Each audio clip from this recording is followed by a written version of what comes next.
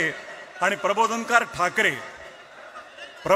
ठाकरेंचा वसा पुढील काळात जपला त्यांचे सुपुत्र माननीय हिंदू हृदय सम्राट बाळासाहेब ठाकरे यांनी। त्यांनी मराठी भाषा जपली आणि मराठी माणसाचा स्वाभिमान वाढवला। स्वर्गीय प्रबोधनकार आणि बाळासाहेब ठाकरे यांच्या महाराष्ट्र धर्माचा वारसा पुढे घेऊन जाणारे आजचे आपले निमंत्रक दोन ठाकरे बंधू म्हणजे अर्थातच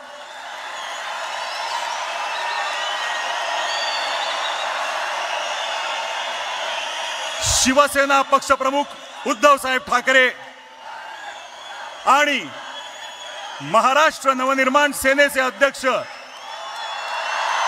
राजसाहेब ठाकरे हे आता उपस्थित झालेले आहेत।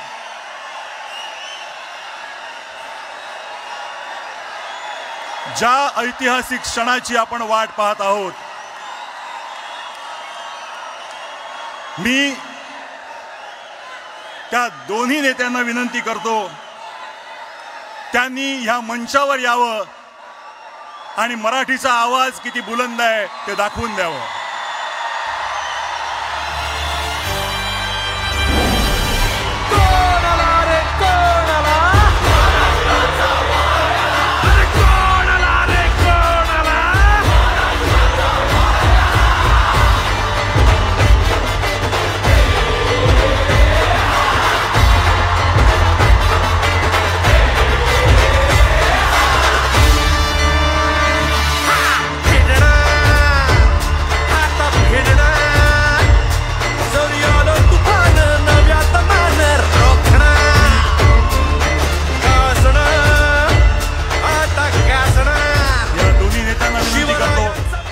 त्यांनी छत्रपती शिवाजी महाराजांच्या पुतळ्याला पुष्पहार अर्पण करावा आणि या कार्यक्रमाची औपचारिक सुरुवात।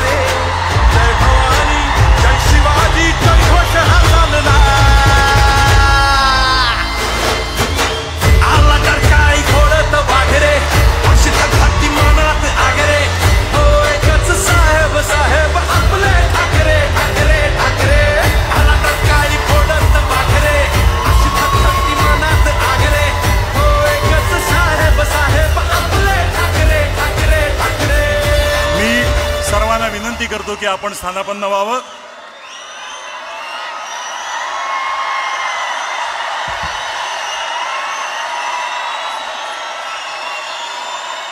गेल्या काही वर्षात जरा थोडंसं माझं ऐकून घ्या।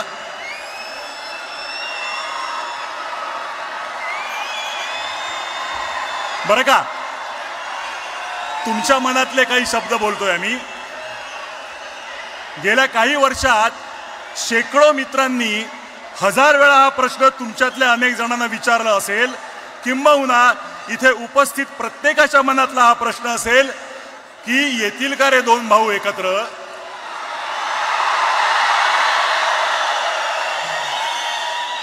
कोणी दोघांशी बोलून होईल का हो काही, पण असं दुसऱ्या तिसऱ्याने बोलून ऐकणार असतील तर ते ठाकरे कसले। त्यांना स्वतःला पटलं तरच ते ती गोष्ट करणार आणि त्यांना पटणार एका मंचावर आणणारं एक निमित्त घडलं। मराठी भाषेवर अन्याय करण्याचा प्रयत्न झाला आणि हे दोन वाघ चवताळून उठले। मराठी अभिजात भाषा होतीच, आहे आणि असेल, पण मागल्या दाराने तिसरी भाषा घुसवून माय मराठी संपवण्याचे डावपेच सुरू झाले आणि ते उधळून लावण्यासाठी हे दोघे आणि इतर सर्व राजकीय पक्ष जे समोर बसलेत ते आपापसातले मतभेद विसरून सगळे एकत्र उभे ठाकरे, सगळे एकत्र उभे ठाकरे ठाकले। फक्त राजकीय पक्ष नव्हे तर अनेक सामाजिक संघटना, साहित्यिक, कलावंत, पत्रकार, शेतकरी, कामगार आणि मराठी माणूस एक झाला। सर्वांची भावना एक झाली, महाराष्ट्रावर केली सक्ती तर आम्ही दाखवू आमची शक्ती। आणि ही शक्ती दिसताच समस्त मराठी जनांना अन्यायकारक वाटणारा तो शासन निर्णय मागे घेण्यात आला। सर्वांबरोबर तुम्हा दोघांचंही हार्दिक अभिनंदन। मी आता माननीय राजसाहेब, आपण बऱ्याच वेळा हे बोलला आहात की भाषा मारली की संस्कृती संपवता येते, स्वातंत्र्य संपवता येतं. आपली मराठी संस्कृती जपण्यासाठी ती जाणून घेणं गरजेचं आहे. वाचन संस्कृती वाढणं, उत्तम संगीत, नाटक, चित्रपट होणं, मराठी ही व्यवहाराची आणि रोजच्या जगण्याची भाषा होणं असं तुम्ही मानता. परवाच तुम्ही बोलताना म्हणालात की बाकी काहीही चालेल पण मराठीच्या बाबतीत तडजोड नाही.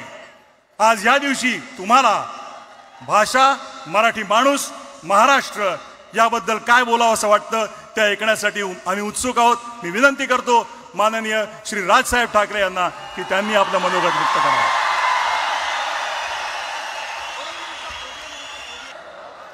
सन्माननीय उद्धव ठाकरे,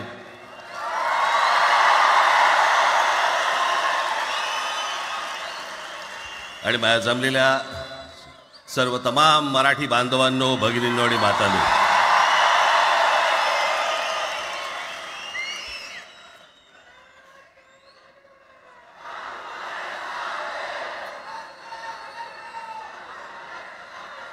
खरं तर दोघांची भाषणं संपली ना की एकत्र आरोळ्या ठोका.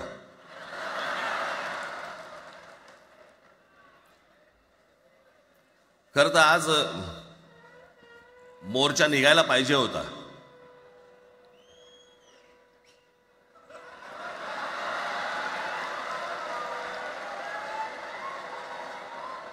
तोंडानेच आहे ना.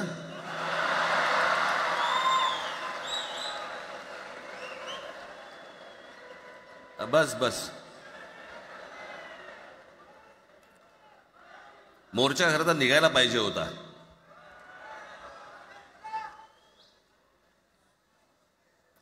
मराठी माणूस कसा सर्व बाजूने एकवटतो याचं एक चित्र मोठ्या प्रमाणावरती उभं राहिलं असतं.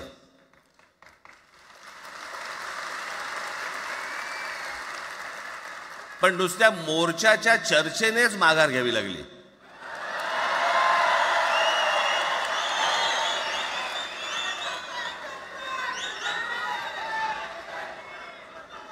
खरं तर आजचाही मेळावा हा खरं तर शिवतीर्थावरती मैदानात व्हायला पाहिजे होता.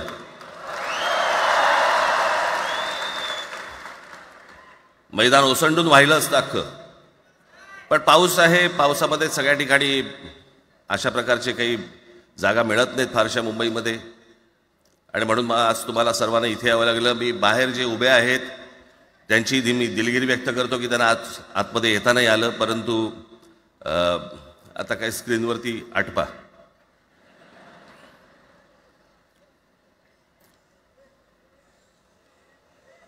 मी माझ्या मुलाखतीमध्ये एक म्हटलं होतं की ज्याच्यातनं या सगळ्या गोष्टी खरं तर सुरू झाल्या, आणि मी असं म्हटलं होतं की कोणत्याही वादापेक्षा आणि कुठच्याही भांडणापेक्षा महाराष्ट्र मोठा आहे.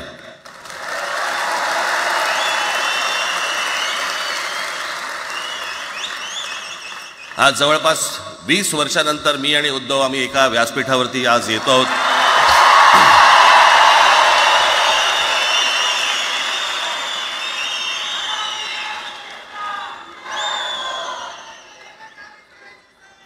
जे माननीय बाळासाहेबांना जमलं नाही, जे अनेकांना जमलं नाही आम्हाला दोघांना एकत्र आणायचं, ते देवेंद्र फडणवीसला जमलं.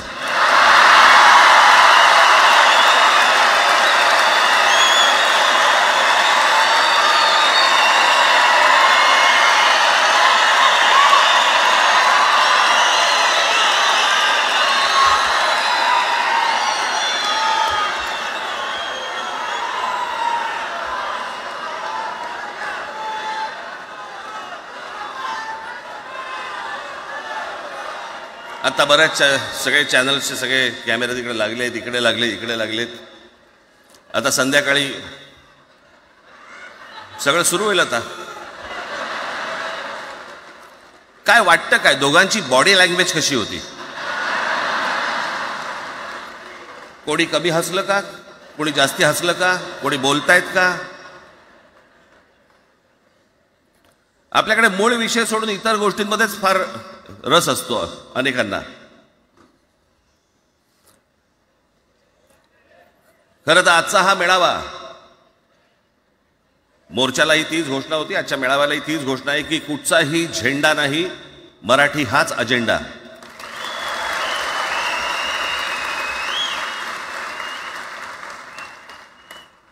माझ्या मराठीकडे, माझ्या महाराष्ट्राकडे वेडावाकड्या नजरेने पाहायचं नाही कोणी.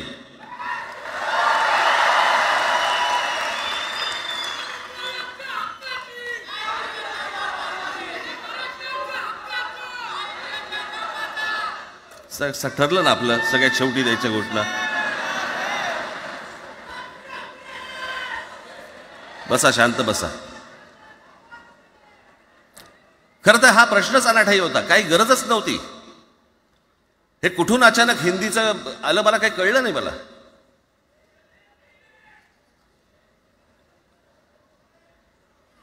आणि हिंदी कशासाठी? हिंदी कोणासाठी? हिंदी त्या लहान लहान मुलांवरती जबरदस्ती करताय तुम्ही.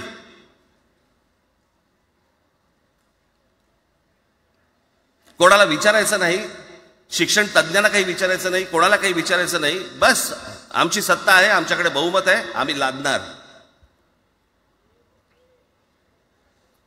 तुमच्या हातात सत्ता असेल ती विधान भवनात,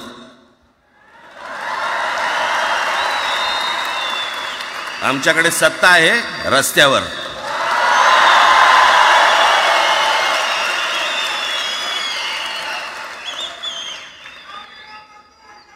एक पत्र लिहिलं, 2 पत्र लिहिली, नंतर ते दादा भुसे माझ्याकडे आले. मला म्हणाले की आम्ही काय म्हणतो एवढं समजून तर घ्या, एवढं काय म्हणतो एवढं ऐकून तर घ्या. म्हटलं दादा तुम्हाला एक गोष्ट सांगतो, तुम्ही काय सांगता ते ऐकून घेईन पण ऐकणार नाही.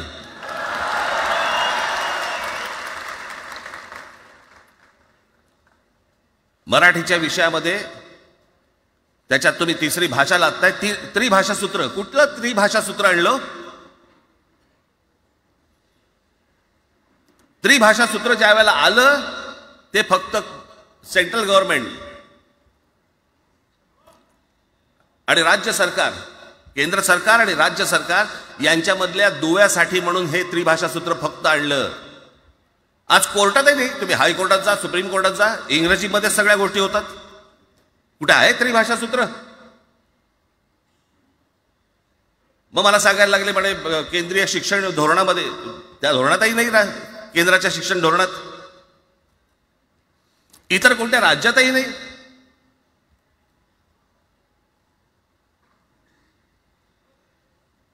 महाराष्ट्रात प्रयोग करून पाहिला तरी दक्षिणेची राज्य तर हिंग लावून विचारत नाही त्यांना. पण महाराष्ट्र ज्या वेळेला पेटून उठतो त्यावेळेला काय घडतं आणि काय होतं हे आज राज्यकर्त्यांना समजलं असेल. त्याशिवाय का माघार घेतली?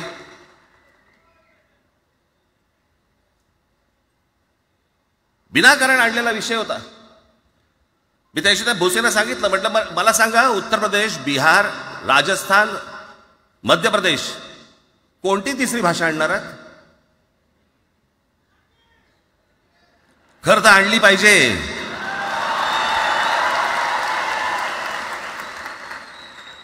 गंमत बघा, हिंदी भाषिक राज्य आहेत ती आर्थिकदृष्ट्या मागास, आणि हिंदी न बोलणारी जी राज्य आहेत ती आर्थिकदृष्ट्या प्रगत, आणि वर आम्ही हिंदी शिकायचं. यांना हिंदीतून राज्य नाही सांभाळता आली, यांना राज्यांचा विकास नाही करता आला. जे हिंदी बोलत नाहीत त्या राज्यांमध्ये, हिंदी बोलत असलेल्या राज्यांमधनं नोकरी धंद्यासाठी लोक इकडे येत आहेत आणि हे म्हणतात हिंदी शिका. कोणासाठी शिकायचं? 5वी नंतर काय हिंदी चित्रपट सृष्टीमध्ये जाणार आहेत पोरगा? कोणासाठी शिकायचं? हिंदी भाषेबद्दल मला वाईट नाही वाटत, भाषा कोणतीही श्रेष्ठच असते, उत्तमच असते. मग ती मराठी असेल, गुजराती असेल, तामिळ असेल, पंजाबी असेल, बंगाली असेल, हिंदी असेल, अजून कुठचीही असेल. एक भाषा उभी करायला खूप प्रचंड तपश्चर्या लागते, खूप लोकांची मेहनत असते. एक लिपी उभी करायला खूप प्रचंड ताकद लागते.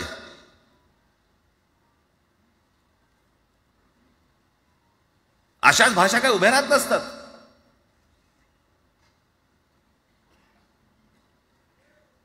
आणि भाषेचं नवीन कुठून आणलं? त्या दिवशी ते अमित शहा म्हणाले ज्याला इंग्रजी येतं त्याला पुढे म्हणे लाज वाटेल म्हणे मला इंग्रजी येतं. अरे तुम्हाला नाही येत.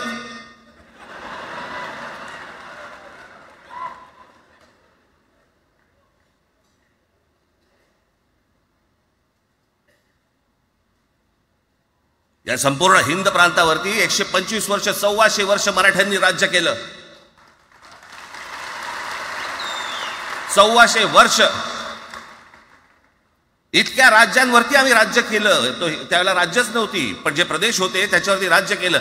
आम्ही मराठी लादली गुजरातवरती, मध्य प्रदेशवरती, राजस्थानवरती, पंजाबवरती, इतर सगळ्या प्रांतांवरती जिथे जिथे म्हणून अटोकपर्यंत पोहोचले होते मराठा साम्राज्य आम्ही लादली. अरे हिंदी भाषा आहे 200 वर्षापूर्वीची भाषा आहे. महाराजांच्या काळात पण नव्हती.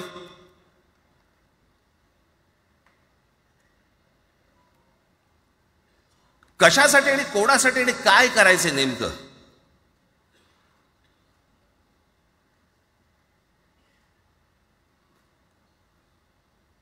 यांनी फक्त चाचपडून पाहिलं, चाचपडून. मुंबई स्वतंत्र करता येते का याच्यासाठी अगोदर जरा थोडंसं भाषेला डिवचून बघू. महाराष्ट्र शांत राहिला तर पुढे ते पाऊल टाकू.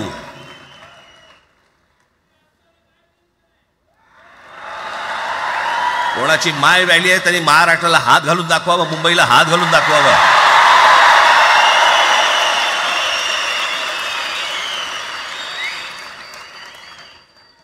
काय मजाक वाटला काय? आम्ही शांत आहोत याचा अर्थ गांडू नाही आहोत.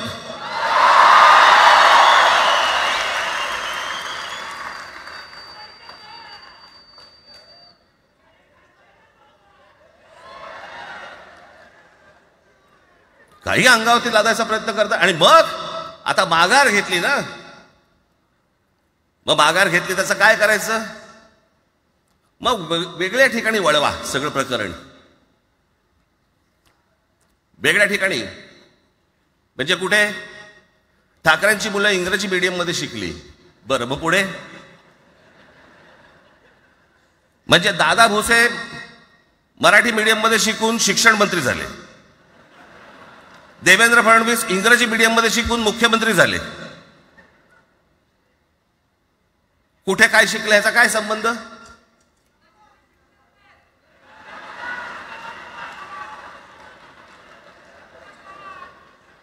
अहो कोणाकोणाची मुलं इथे परदेशामध्ये शिकतायत, याद्या आहेत आमच्याकडे.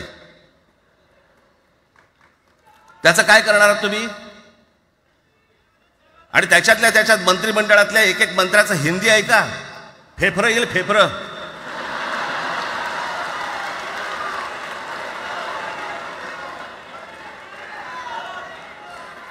हे असले प्रश्न महाराष्ट्रातच विचारले जातात. आता मी तुम्हाला अजून एक गोष्ट सांगतो.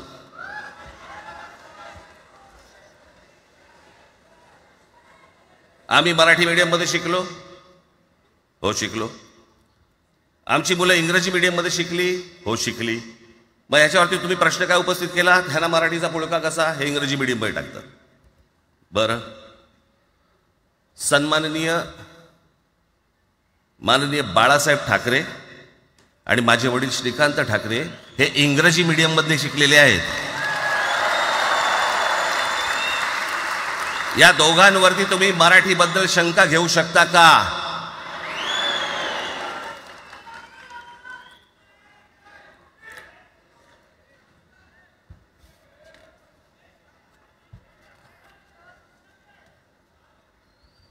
Lalkrishna Advani Saint Patrick high school Christian missionary school मध्ये शिकले. हिंदुत्वावर शंका घेऊ का त्यांच्या? कॉन्व्हेंट स्कूल मध्ये शिकलेले आहेत अडवाणी. दक्षिण भारतामध्ये बघा, तमिळच्या प्रश्नावरती तेलुगूच्या प्रश्नावरती कडवटपणे समोर येऊन उभे राहतात. कोण विचारते तर तुमची मुलं कुठे शिकली आणि तुम्ही कुठे शिकलात?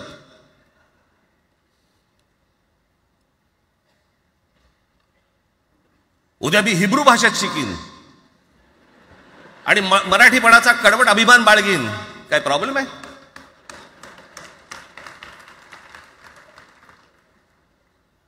मी आता तुमच्याकडे दक्षिणेतले इंग्रजीमध्ये, मी अगदी थोडक्यात यादी आणली आहे. दक्षिण भारतातील इंग्रजी माध्यमात शिकलेले नेते आणि अभिनेते: Jayalalithaa, Doveton English medium school, Stalin English medium school Loyola, Kanimozhi Presentation Convent school, Udhayanidhi म्हणजे करुणानिधींचा नातू, डॉन बॉस्को, चंद्रबाबू नायडू वडील इंग्लिश टीचर होते, शिक्षण इंग्रजी माध्यमात झालं, पवन कल्याण आंध्र उपमुख्यमंत्री, शिक्षण सेंट ॲन, नारा लोकेश NTRचा नातू चंद्रबाबूंचा मुलगा, Stanford school, Kamal Haasan Santhome high school, अभिनेता विक्रम मॉटफोर्ड स्कूल, अभिनेता Suriya English medium, AR Rahman आधी पद्मशेषाद्री बालभवन आणि नंतर मद्रास क्रिश्नरी हायस्कूल.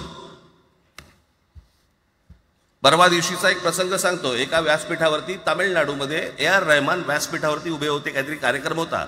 त्या बाई तामिळमध्ये बोलत होत्या.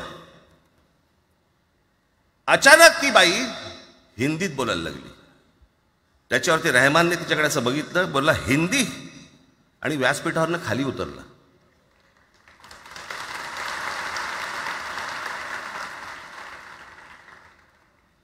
तुमचा कडवटपणा हे तुम्ही शिक्षण कुठे घेतले याच्यावरती नसतो. तो कडवटपणा तुमच्या आतमध्ये असावा लागतो. म्हणजे बाळासाहेब इंग्रजी मीडियम मध्ये शिकले, इंग्रजी वर्तमानपत्रामध्ये व्यंगचित्र काढायचे, पण मराठीचा अभिमान याच्या बाबतीत कधी तडजोड नाही केली.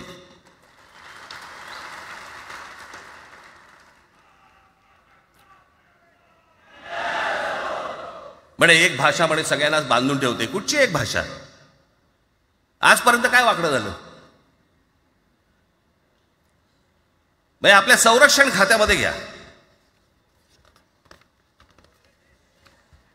आपल्या संरक्षण खात्यामध्ये जेवढी रेजिमेंट्स आहेत, मी फक्त तुम्हाला नावं वाचून दाखवतो. मद्रास रेजिमेंट आहे, राजपुताना रायफल्स आहे, राजपूत रेजिमेंट आहे, डोगरा रेजिमेंट आहे, सीख रेजिमेंट आहे, जाट रेजिमेंट आहे, पॅराशूट रेजिमेंट आहे, पंजाब रेजिमेंट आहे, ग्रेनेडियर्स आहेत, सीख लाईट इन्फंट्री आहे, मराठा लाईट इन्फंट्री आहे, गढवाल रायफल्स आहे, कुमाऊ रेजिमेंट आहे, आसाम रेजिमेंट आहे, बिहार रेजिमेंट आहे, महार रेजिमेंट आहे, जम्मू काश्मीर रायफल्स आहे, जम्मू आणि काश्मीर लाईट इन्फंट्री आहे, नागा रेजिमेंट आहे, गोरखा रायफल्स आहे, गोरखा रायफल्स आहे, त्याच्यानंतर तुमचं लडाख स्काउट्स आहे, अरुणाचल स्काउट्स आहे, सिक्कीम स्काउट्स आहे. इतक्या राज्यांच्या आज आपल्या संरक्षण खात्यामध्ये लोक आहेत आणि इतक्या रेजिमेंट्स आहेत. शत्रू दिसला की एकत्र तुटून पडतात ना. भाषेचा प्रश्न येतो कुठे?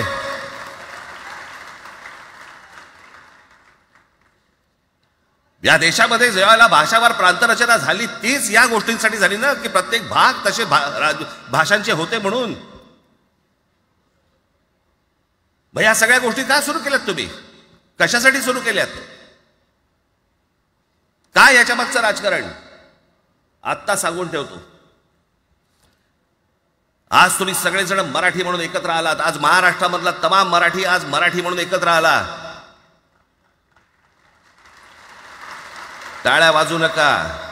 मी काय सांगतोय नीट ऐका. याचा पुढचं राजकारण ह्यांचं पुन्हा तुम्हाला जातीमध्ये विभागायला सुरुवात करतील. पुन्हा हे जातीचं कार्ड खेळायला सुरुवात करणार. मराठी म्हणून तुम्हाला कधी एकत्र येऊ देणार नाहीत. हे जातीपातीमध्ये विभागायला सुरुवात करतील. आता हे सुरू केलं. काल कोणीतरी ते व्यापाऱ्याच्या कानफडीत मारली मीरा भाईंदरला. त्याच्या काही ते लिहिलं होतं काय गुजराती?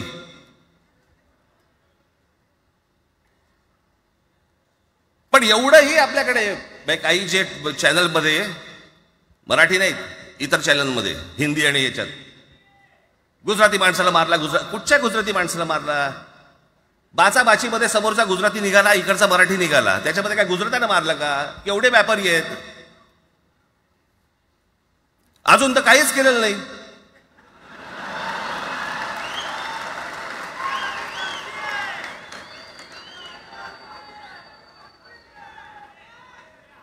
अर्थात त्यांना मराठी आली पाहिजे याच्याबद्दल वाद नाही. विनाकारण उठसूट काय मारामारी करायची गरज नाही आणि मारायची गरज नाही. पण जर जास्ती नाटकं केली तर कानाखाली आवाज काढलाच पाहिजे तुम्ही. पण चूक त्यांची असली पाहिजे. आणि एका गोष्टीचं लक्षात ठेवा, अशी कधी गोष्ट कराल त्याचे व्हिडिओ काढू नका.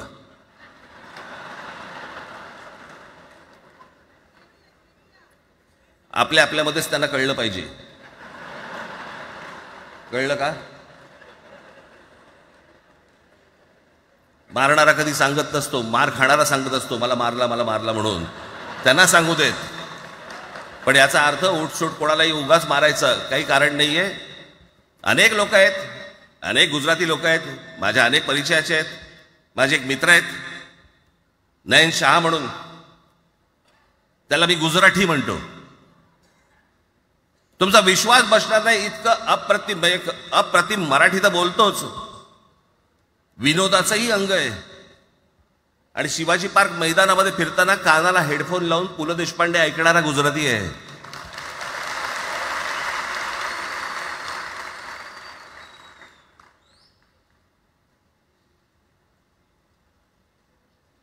मी मगाशी तुम्हाला सांगितलं की हे मराठीचं बाळकडू, आमच्यासाठी ते बाळकडूच होतं.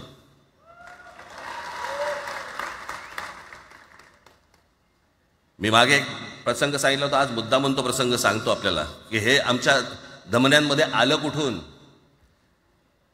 मी एवढा महाराष्ट्रासाठी मराठीसाठी कडवट का झालो. लहानपणापासूनचे अनेक प्रसंग आहेत माननीय बाळासाहेबांबरोबरचे, पण मी एक प्रसंग कधीही विसरणार नाही. आणि तो 1999 सालचा आहे. त्या 1999 साली शिवसेना भारतीय जनता पक्षाची युती सरकार येणार नाही अशी परिस्थिती होती.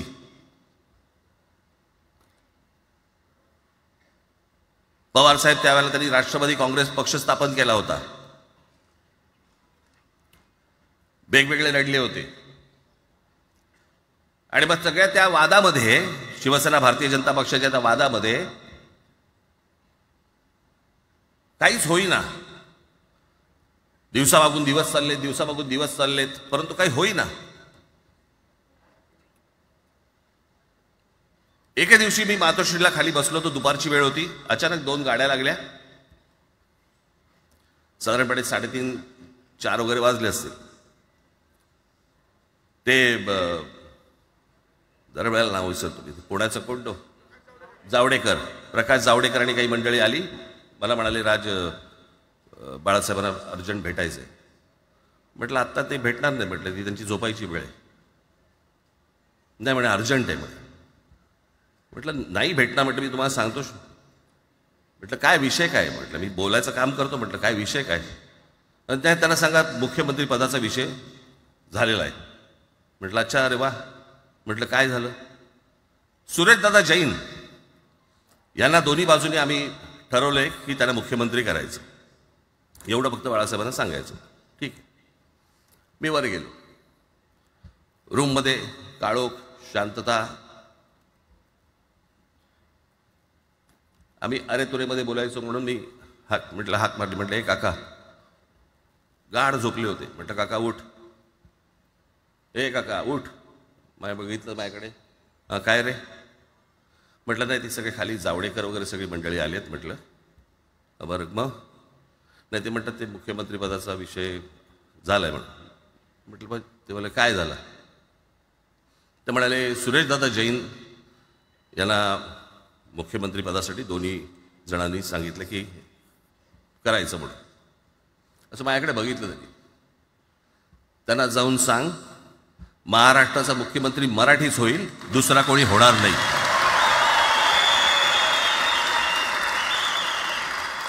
मराठी या एका विषयासाठी मला तिकडे कळलं की या माणसाने सत्तेवर लाथ मारली.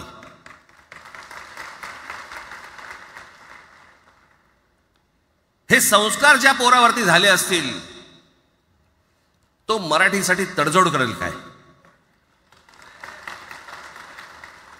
बाकी सगळ्या युत्या आघाड्या सगळ्या कुठच्याही गोष्टी होत राहतील, महाराष्ट्र, मराठी माणूस, मराठी भाषा याच्यावर तडजोड होणार नाही, कोणत्याही परिस्थितीत होणार नाही.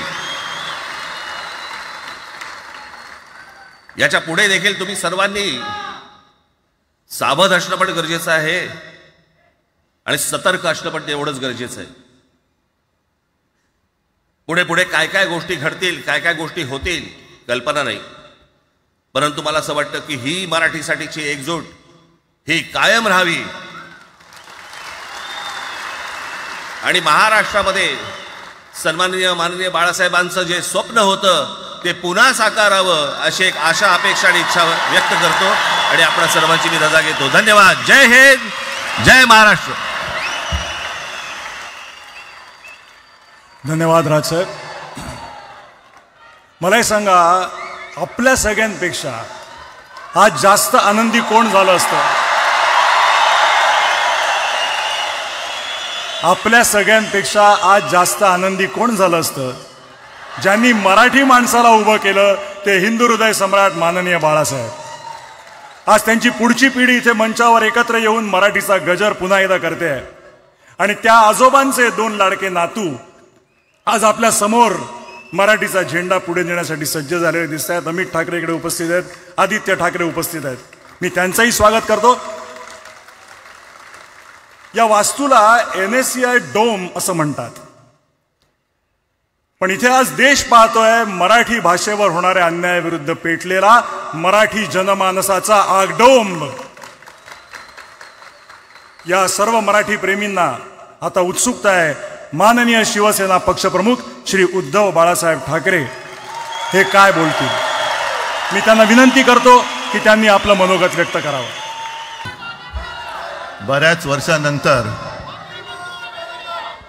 राज आणि माझी भेट व्यासपीठावरती झाली. आता पंचायत अशी आहे की त्यांनी मला सन्माननीय उद्धव ठाकरे असं बोललेलं आहे.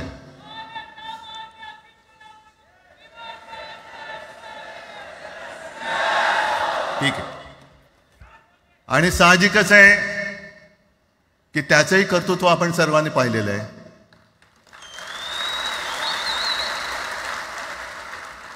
म्हणून माझ्या भाषणाची सुरुवात करताना सन्माननीय राज ठाकरे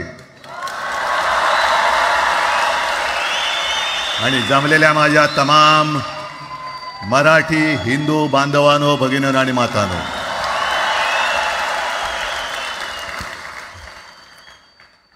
अप्रतिम मांडणी राजनी केलेली आहे. माझ्या भाषणाची काय आवश्यकता आहे असं मला वाटत नाही, कारण आजच्या कार्यक्रमाची घोषणा झाल्यानंतर साहजिकच आहे सगळ्यांचं लक्ष हे आज भाषणाकडे आहे. पण वैयक्तिक मला असं वाटतं की आज आमच्या भाषणांपेक्षा आमचं एकत्र दिसणं हे महत्त्वाचं आहे. सर्वप्रथम मी इकडे समोर सगळेजण बसलेत, ज्यांनी ज्यांनी मराठी भाषेसाठी पक्षभेद विसरून एक मराठी माणसाची वज्रमूठ दाखवली, त्या सगळ्यांना धन्यवाद देतोय. दीपक पवार पण त्याच्यात आहेत, सगळेच आहेत, मुणगेकर साहेब आहेत, सुप्रियाताई आहेत, सगळेच आहेत. कोणाकोणीचे नाही. महादेवराव बसले. महादेवराव आपल्याला सुद्धा बऱ्याच वर्षांनी पाहिलं. काय वेळेला काय जानकर बी अंजान होते असं होतं. पण एक गोष्ट नक्की की आमच्या दोघांमध्ये जो काही अंतरपाठ होता तो आनाजी पंतांनी दूर केला.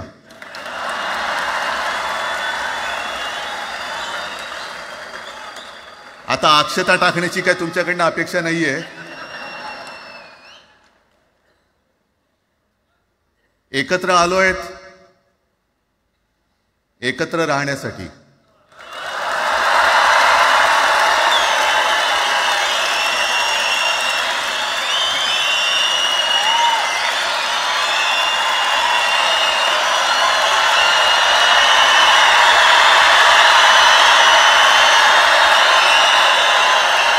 आणि मला कल्पना आहे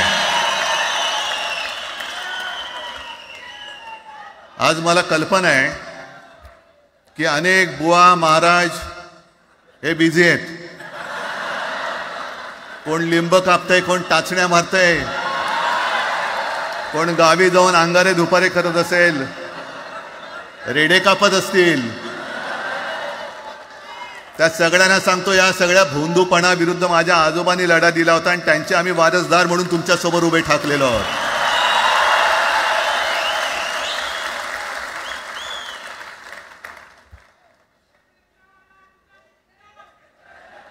नाही, हे सगळं आपणच करून ठेवलेलं आहे.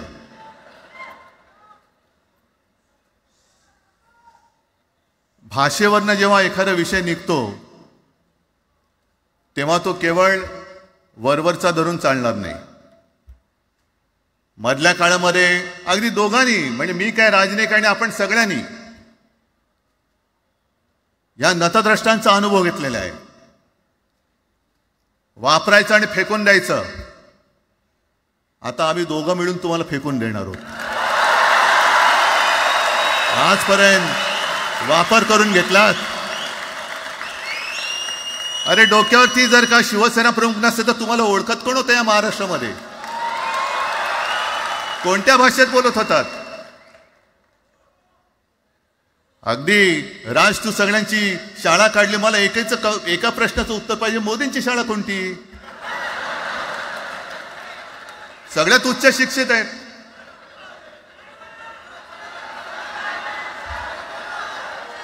पण हे जे काय यांची मध्यंतर मी बोललो ना, भाजप ही अफवांची फॅक्टरी आहे. मधल्या काळात त्यांनी सुरू केलं होतं, उद्धव ठाकरेने हिंदुत्व सोडलं. हिंदुत्व ही कोणत्याही भाषेची मक्तेदारी नाही. आम्ही अस्सल मराठी बोलणारे तुमच्यापेक्षा जास्त कडवट कट्टर देशाभिमानी हिंदू आहोत.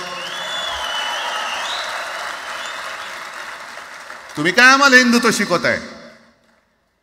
अरे 92-93 साली जेव्हा जे काय घडलं, देशद्रोही मातले होते, तेव्हा मुंबईतल्या अमराठी लोकांना सुद्धा हिंदू म्हणून माझ्या शिवसैनिकांनी, शिवसेना प्रमुखांच्या शिवसैनिकांनी व मराठी माणसांनी वाचवलेलं आहे. आणि देवेंद्र फडणवीस आज जे बोललेत, बातमी आले सगळीकडे, मी इकडे बातम्या आणल्यात. भाषेच्या नावाखाली गुंडगिरी सहन केली जाणार नाही. जर महाराष्ट्रामध्ये मराठी माणूस न्याय मागण्यासाठी आंदोलन करत असेल आणि त्याला जर का तुम्ही गुंड म्हणत असाल तर आम्ही गुंड आहोत. आम्ही गुंड. न्याय मागणं म्हणजे गुंडगिरी नाहीये. आणि जर का गुंडगिरी केल्याशिवाय तुमच्या दरबारी न्याय मिळत नसेल तर आम्ही गुंडगिरी करूच.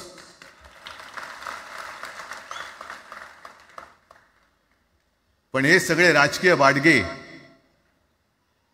देवेंद्र फडणवीसांची आजचं वक्तव्य म्हणजे मला संयुक्त महाराष्ट्र चळवळीच्या वेळेला सखा पाटलांनी केलेलं एक वक्तव्य आठवते. हे असेच तेव्हाचे, म्हणजे जो दिल्लीत बसतो त्याचे पाय चाटणारे इथले राज्यकर्ते असतात, त्यांना मी बाडगे म्हणतोय.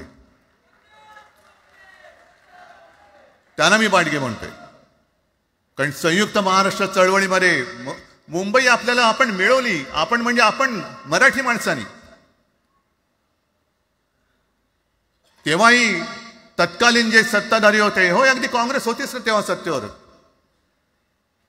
मुंबई मराठी माणसाला द्यायला तयार नव्हती. आणि तेव्हा सुद्धा एक मराठी माणूस, म्हणजे आज जे बोलतायत ना आम्ही मराठी नाहीत का, अरे तुम्ही नुसतं नावाने मराठी आहात, तुमच्या अंगात मराठी रक्त आहे की नाही आता तपासावं लागेल.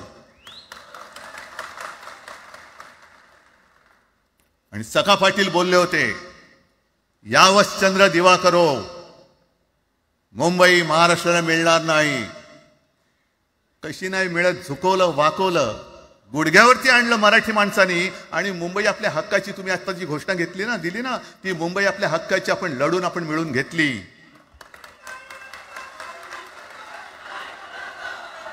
कशासाठी हा सगळा तुम्ही घोळ घालतात? पण याच्या मागे मी जे माझ्या डोक्यात जो एक विचार आहे, पटतं की नाही बघा.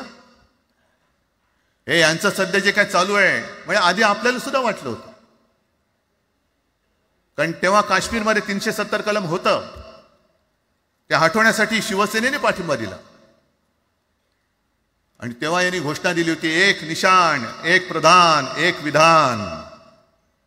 बरोबर आहे, देश एक असला पाहिजे, संविधान एक असलं पाहिजे, निशाण सुद्धा एकच, तो आपला तिरंगा असला पाहिजे. भाजपचं भांडी पुसायचं फडकं असतं कामा नये. ते फडकं म्हणजे आमचा राष्ट्रध्वज नाहीये, पण ते सगळं चाललंय एक एक एक एक. त्याच्यानंतर आता नवीन एक टुमणं काढलं, 1 नेशन 1 इलेक्शन. म्हणजे हळुवारपणाने हे सगळं काही एक एक एक करत, हिंदी, हिंदू, हिंदुस्तान, हिंदू आणि हिंदुस्तान मान्य आहे, पण हिंदीची सक्ती आम्हाला मान्य नाही. तुम्ही किती कमिट्या करा, हिंदीची सक्ती तुमचे 7 पिढ्या उतरल्या तरी आम्ही लावू देत नाही.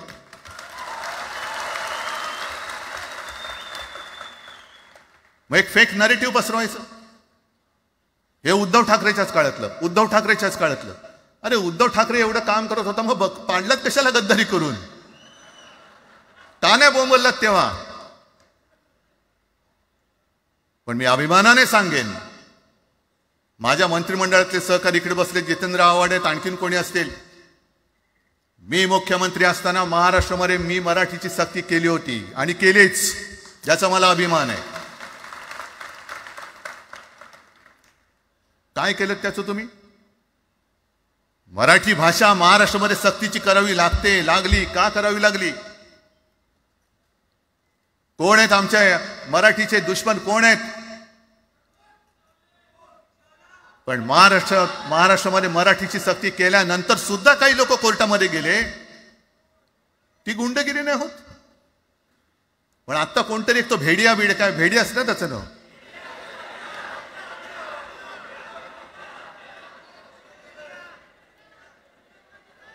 ही यांची सगळी पिलावळ आहे. तोडा फोडा आणि राज्य करा.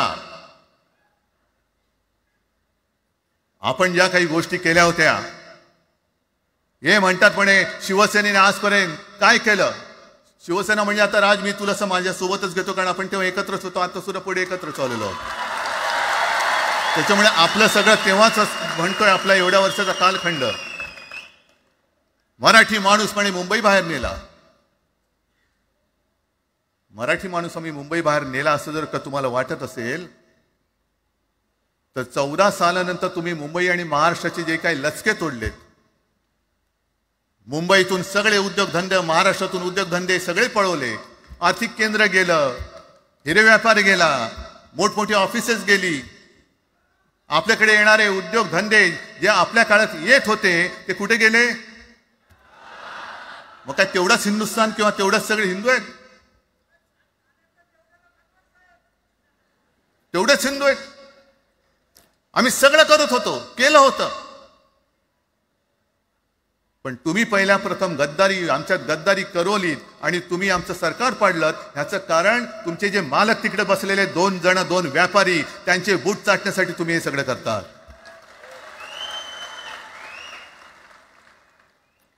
हे इतक्या वर्षाचं सगळं सहन करत करत करत आपण आलो. आपल्या डोळ्या देखत सगळे लचके तोडले जात आहेत. आपल्या दोघांनाही भांडवलं जात आहे आणि नतद्रष्टा आपल्या डोक्यावरती बसतायत. किती काळ सहन करायचंय?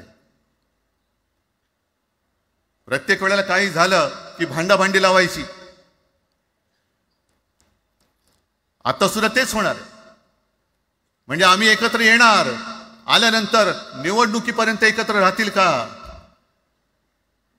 सत्ता प्राप्ती, काही जण म्हणतात की यांचा मराठीचा नाही, महापालिकेचा आहे. अरे नुसता महापालिकेचा नाही, तर आमच्या महाराष्ट्राचा आहे. आम्ही महाराष्ट्र सुद्धा काबीज करू.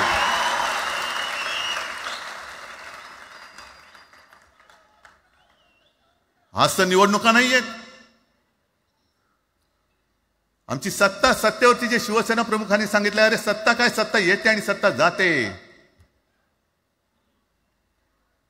पण आपली ताकद ही आपल्या एकजुटीमध्ये असली पाहिजे. दर वेळेला संकट आलं की आपण सगळे मराठी एकवटतो आणि संकट गेलं की आपणच एकमेकांमध्ये भांडायला लागतो. आता नको, हा नतद्रष्टपणा आता करायचा नाहीये, अजिबात करायचं नाहीये.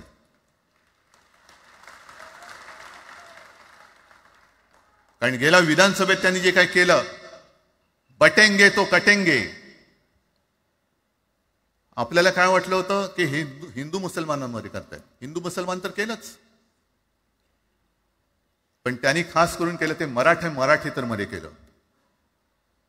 म्हणजे यांची नीती आहे ती अशीच आहे. जे गुजरातमध्ये त्यांनी केलं, गुजरातमध्ये गेल्या निवडणुकीत एक असा माहोल होता, मला वाटतं मोदी तेव्हा तर त्यांच्या नंतर असेल, माहित नाही मला, लक्षात नाही.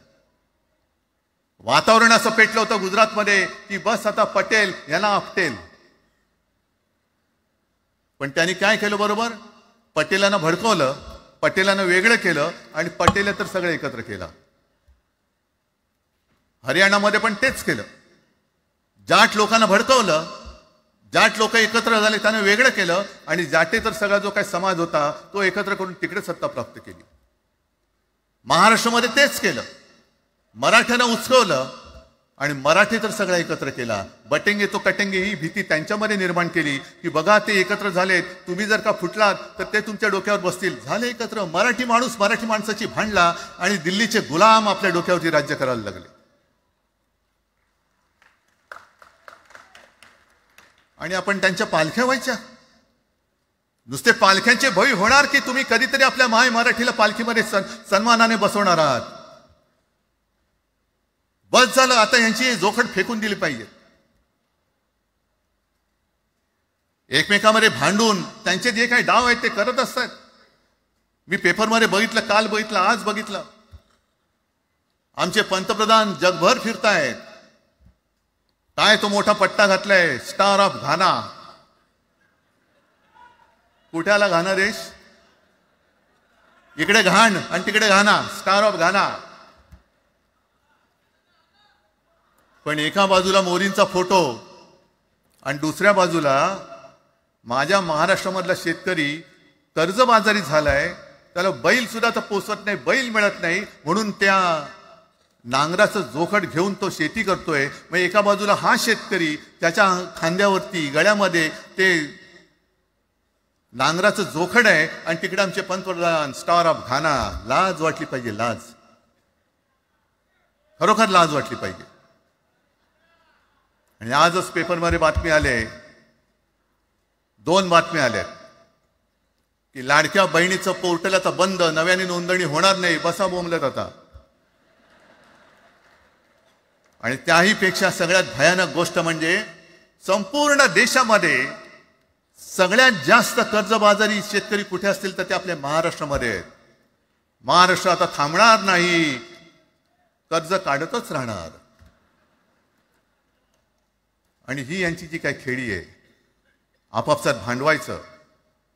मी एक साधी गोष्ट केली होती. जितेंद्र, तुम्हाला माहिती असेल, आपण तिकडे चौपाटीला, जिकडे बिर्ला मातोश्री बिर्ला क्रीडा केंद्र काय आहे, मराठी रंगभूमीचं दालन, मराठी रंगभूमीचा इतिहास सांगणारं दालन, त्याची निर्मिती करण्याचे सगळे आदेश वगैरे राज्यात सगळं झालं. आराखडा मंजूर केला मी. आणि 2-3 महिन्यापूर्वी बातमी आली की तो आराखडा यांनी केराच्या टोपलीत टाकला, ती जागा यांच्या मालकाच्या मित्राच्या घशात टाकतात. हा मराठीचा तुमचा अभिमान? मराठी भाषा भवनाची त्याचं भूमिपूजन मी केलं होतं. माझ्यासोबत अजित पवार होते उपमुख्यमंत्री. कुठे गेलं मराठी भाषा भवन? कुठे गेलं मराठी भूमीचं रंगभूमीचं दालन? का तुम्ही आमची मराठी मारतात? का तुम्ही आमच्यावरती सक्ती करता आहात?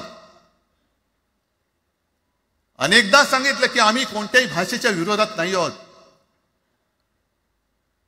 पण जर आमच्यावरती सक्ती करण्याचा प्रयत्न केला तर आमची शक्ती काय ती एकदा तुम्हाला अशी दाखवू की पुन्हा तुम्ही कधी डोकं वर नाही काढणार,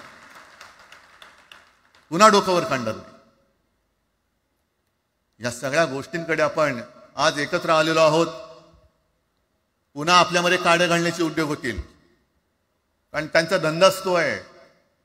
एकतर कुठे, मी नेहमी सांगतो, कोणाच्याही लग्नामध्ये भाजपवाल्यानं बोलू नका.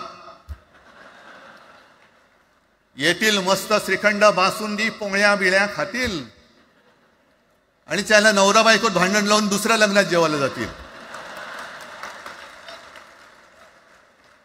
बरं, एवढं केलं तरी बरं, नाही तर त्या पोरीलाच पळून घेऊन जातील. कारण ह्यांचं स्वतःच असं काहीच नाहीये. कोणत्याही लढ्यामध्ये कधी भाजपा नव्हता. अगदी संयुक्त महाराष्ट्राच्या चळवळीमध्ये सुद्धा भाजप हा सगळ्यात शेवटी आला आणि 57ची निवडणूक झाल्यानंतर सगळ्यात पहिल्यांदा बाहेर पडला. हे जनसंघ, तेव्हा त्यांचा जो राजकीय नाव होतं जनसंघ, यांच्याकडनं आम्ही देशाभिमान शिकायचा, यांच्याकडनं आम्ही महाराष्ट्राचा अभिमान शिकायचा. आणि आम्ही आपापसात भांडून ह्यांना सगळं काही बहाल करून टाकायचं, या सगळं विकून टाका, सगळा सत्यानाश करून टाका. अरे आपली मुंबईच्या शिंदड्या उडवल्या जात आहेत. अख्खी मुंबई कोणाच्या घशात घालतायत? कोणाच्या? बघत बसायचं सगळं. म्हणजे आज सगळ्यात जास्त जर कोणी जमिनीचा मालक मुंबईमध्ये असेल तो यांच्या मालकाचा मित्र आहे, अदानी. कोणाची जागा? कोणी रक्त सांडलं? कोणी ते हुतात्मा स्मारकाला वंदन करताना सुद्धा आपल्याला लाज वाटली पाहिजे. अरे त्यांनी तर रक्त सांडलं, बलिदान केलं, पण त्यांनी रक्त सांडून मिळून गेलेली मुंबई जर का आपण राखू शकणार नसू तर आपल्याला लाज वाटली पाहिजे, शरम वाटलं पाहिजे. म्हणून त्या रक्ताची शपथ घेऊन मुंबई आणि मराठीच्या रक्षणासाठी आपल्याला उभं राहायला पाहिजे. ठीक आहे, असतील, होते, मत पटली होती, पटले नसतील, पण याच्या पुढे मराठी आणि महाराष्ट्र धर्माचं रक्षण करणं.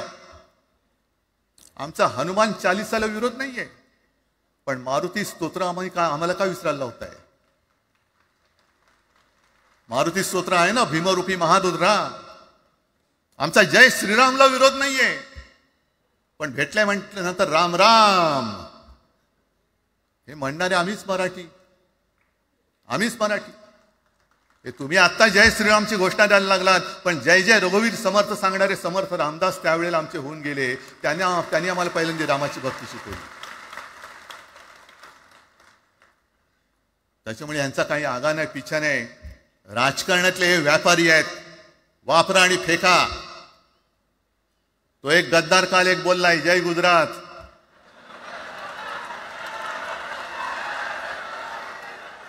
किती लाचारी करायची? म्हणजे तो पुष्प पिक्चर पाहिल्यात तुम्ही सगळ्यांनी, दाढीवरनं हात फिरवून झुकेगा नाही साला.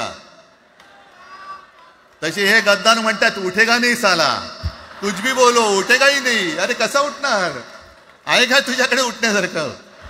म्हणजे विचार मी म्हणतोय.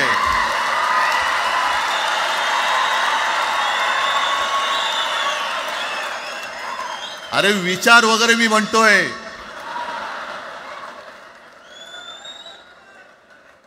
हिंदी भाषेच्या सक्तीला विरोध न करणारा बाळासाहेबांच्या विचाराचा पाईक असू शकेल? आपला मालक आला म्हणून त्याच्यासमोर जय गुजरात म्हणणारा आपल्या बाळासाहेबांच्या विचाराचा पाईक असू शकेल? मग आता जे मला वाटतं कुठल्या एबीपीचं होतं ना, उघडा डोळे बघा नीट. डोळे उघडलेत? कारण आत्ता जर का डोळे उघडले नाही तर पुन्हा कधी उघडण्याची वेळ येणार नाही, कायमचे मिटून जातील. आत्ताच डोळे उघडा, आत्ताच जागे व्हा. आणि आत्ता आलेली जाग जर का जाणार असेल तर मग मात्र स्वतःला मराठी आईची मुलं म्हणू नका, अजिबात म्हणू नका.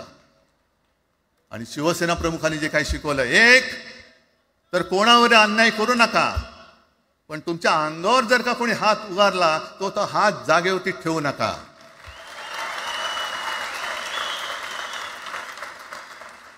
देवेंद्र फडणवीस भाषिक गुंडगिरी सहन करणार नाही तुम्ही म्हणता आहात. मला एक मराठी माणूस असा दाखवा की जो आपल्या देशात इतर राज्यामध्ये जाऊन गुंडगिरी करू शकतो. हिम्मत आहे त्याची? एक मराठी माणूस दाखवा. पण तुमचे सगळे चेले चपाटे उठतायत, कोणावरही आरोप करतायत, तमाशे करतायत.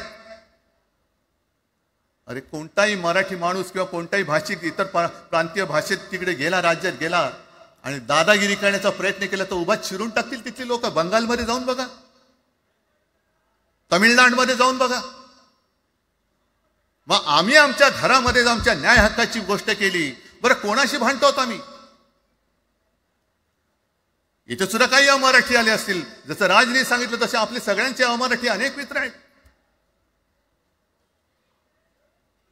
पण त्यांच्यामध्ये आम्ही गुण्यागोविंदाने नांदतोय. मग हे गुण्यागोविंदाने नांदले, एकत्र राहिले तर आपली पोळी कशी भाजली जाईल. म्हणून तुम्ही आमच्या एकजुटीमध्ये विषाचा खडा टाकतात. हे सगळे तुमचे डाव आता उघड झालेले. तुम्ही वाटेल ते करा. पण मी आज महाराष्ट्राला आवाहन करतोय, म्हणजे विनंती करतोय की यापुढे कोणत्याही पक्षाचे आपण असू, जसं संयुक्त महाराष्ट्र समितीच्या वेळेला मराठी माणसाची एकजूट झाली होती, तशी एकजूट जर का आपण सगळ्या पक्षांनी मिळून, अगदी भाजपमधल्या मराठी माणसांनी सुद्धा त्याच्यामध्ये आलं पाहिजे.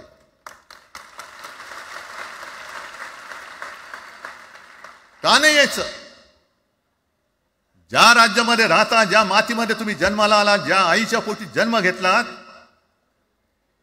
तिचे उघड उघड जर का हे धिंडोडे काढणार असतील आणि आपण आपले पक्षीय भेदाभेद घेऊन त्यांना पायघड्या घालणार असू, तर असं षंडाचं जीवन जगण्यापेक्षा मेलेलं बरं. महाराष्ट्र हा शूरांचा आहे, वीरांचा आहे, दगडांचा आहे, पण यांच्यासारखं धोंड्यांचा नाहीये. ही आपण आता एक शपथ घेतली पाहिजे. घेताय तुम्ही? घेतलेत की एकजूट केवळ आमचा कार्यक्रम. मी राजला परवा फोन केला, अरे जसं काय आपल्या पिक्चरचा प्रीमियर होता असं सगळेजण विचारतात आज कसं येऊ. हा प्रीमियर असेल, पण आजपासून सुरुवात झालेली आहे. आजपासून सुरुवात झालेली आहे. एक तर आम्ही कोणाशी दादागिरी करणार नाही, पण कोणी दादागिरी केली तर आम्ही ती सहनही करणार नाही. शिवसेना प्रमुखांनी तेव्हा जे सांगितलं होतं तेच परत एकदा सांगतोय. मराठा मराठेतर, ब्राह्मण ब्राह्मणेतर, 96 कोळी 92 कोळी, स्पृश्य अस्पृश्य, घाटी कोकणी, हे सर्व भेदाभेद गाडून मराठी माणसाची भक्कम एकजूट बांधा.